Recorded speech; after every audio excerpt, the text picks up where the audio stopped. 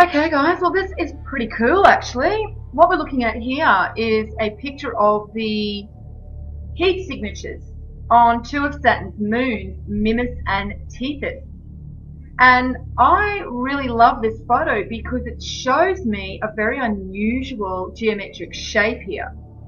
We can quite clearly see that this looks like a part of a triangle. Now, unfortunately, the article in regards to this appears on space.com, which is connected to NASA, and the best they can do is try and tell us that this looks like Pac-Man. In fact, they have mentioned Pac-Man about 20 times throughout this article. Not once do they mention it looks like a triangle, or at the very least, the top of a triangle or the top of a pyramid. Not once do they mention that it looks like a very unusual geometric shape with very straight lines.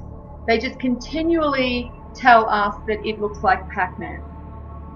So to me, this really does show me they have nothing but contempt and treat us like idiots. Now, interestingly, the first heat signature here was discovered in 2010, and then they discovered this one in 2011. Now, it goes on to say at the end of the article that the surface oddity was first sighted by NASA's Voyager spacecraft in 1980. But they don't say if it looked like this, they just say that it was an oddity. They don't say if it's changed since when they first saw this in 1980. They don't tell us whether this heat signature has been experiencing a lot of differences during the times that they have first actually seen this. So, once again, we don't get very much information from NASA at all, but really we shouldn't expect anything, more from NASA. They are the mouthpiece of these government agencies.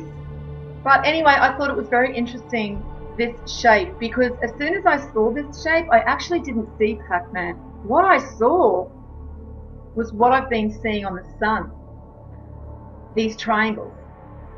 So I find it really interesting that this geometry seems to keep turning up again and again. And, we also see that at one of Saturn's poles, there's a hexagram. So once again, we see this very unusual geometry with Saturn. So you think that that would actually rate a mention with NASA? Obviously it doesn't. Now I just wanted to show you this really unusual correspondence to one of Saturn's moons, this one here, Mimas, and George Lucas's Death Star.